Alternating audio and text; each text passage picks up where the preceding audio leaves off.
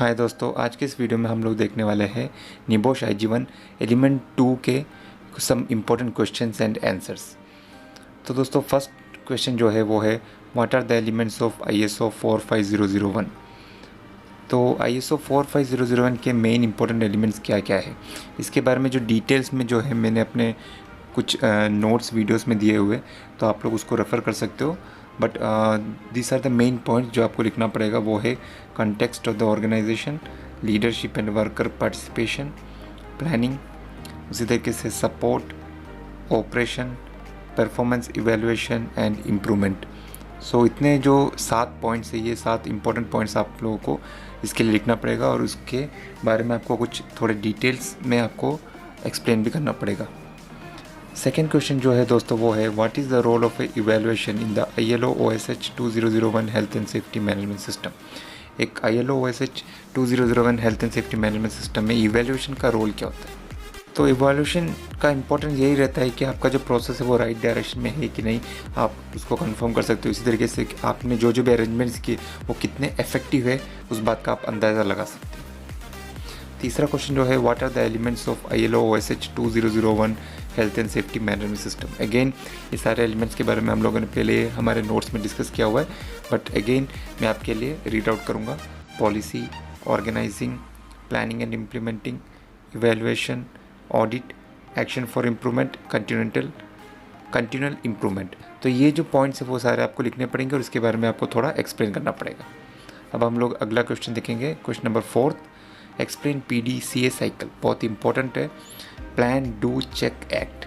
तो प्लान क्या आप प्लान करोगे, कैसे करोगे, क्या चेक करोगे और किस तरीके से आप एक्ट करोगे, इनके बारे में आपको थोड़ा पॉइंट्स आपको लिखना पड़ेगा।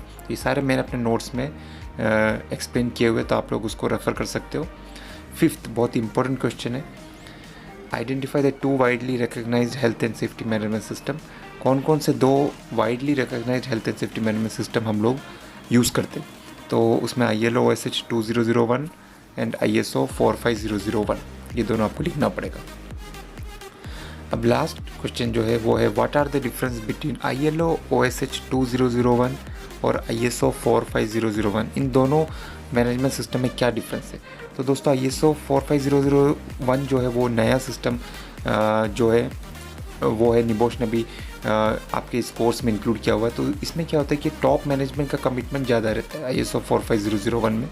इसी तरीके से अगर देखोगे तो कंटेक्स्ट ऑफ द ऑर्गेनाइजेशन, एक कंपनी के डिटेल्स, उनके मैन पावर रिसोर्सेज, उनके शेयर होल्डर्स के डिटेल्स, उनके पास क्या क्या रिसोर्स है, किस तरीके से वो काम करेंगे, उसके बारे में ज़्यादा डेप्थ में डिटेल्स मेंशन किया होता है। उसी तरीके से रिस्क बेस्ड अप्रोच रहता है ISO 45001, इसलिए उसे प्रोएक्टिव कहते हैं हम लोग। वहीं पे जो ILO OSH 2001 था वो हज़ार्ड बेस्ड रहता है। ये क्या होता है, ISO 45001 रिस्क के बेस पे हम लोग काम करते हैं। इसी तरीके से ये ISO 45001 इस एन इंटीग्रेटेड मैनेजमेंट सिस्टम है जो ISO 9001, 14001 सबके साथ में इंटीग्रेटेड है। तो आप इसे आसानी से आपकी कंपनी में अप्लाई कर सकते हो। तो क्योंकि ऑलरेडी ISO 9001, ISO 14001 है, तो बहुत ईजिली आप ISO 45001 को भी इम्प्लीमेंट कर सकते हो। इसी तरीके से ISO 45001 में क्या होता है, टॉप मैनेजमेंट जो होता है उनका रोल और उनका कमिटमेंट बहुत ज़्यादा रहता है। यहाँ पे दूसरे जो ओल्ड सिस्टम है उसको अगर आप कंपेयर करोगे तो ISO 45001 में मैनेजमेंट जो होता है उनका रोल बहुत ज़्यादा रहता है। इसी तरीके से इस सिस्टम में ISO 45001 में जो वर्कर्स के लिए जो कंसल्टेशन, ट्रेनिंग जो होता है उसका स्कोप भी बहुत ज़्यादा रहता है और डॉक्यूमेंटेशन बहुत बहुत इंपॉर्टेंट रहता है। इसी तरीके से ISO 45001 में जो ऑर्गेनाइजेशन जो थे वो उनके सप्लायर्स और कॉन्ट्रैक्टर किस तरीके से एक साइट पे जब वो काम करते हो रिस्क को मैनेज करेंगे, उन सब के बारे में उनका जो प्लान ऑफ एक्शन रहता है बहुत ज़्यादा रहता है, वाइड रहता है। उन सब डिटेल्स को वो लोग कवर करते हैं।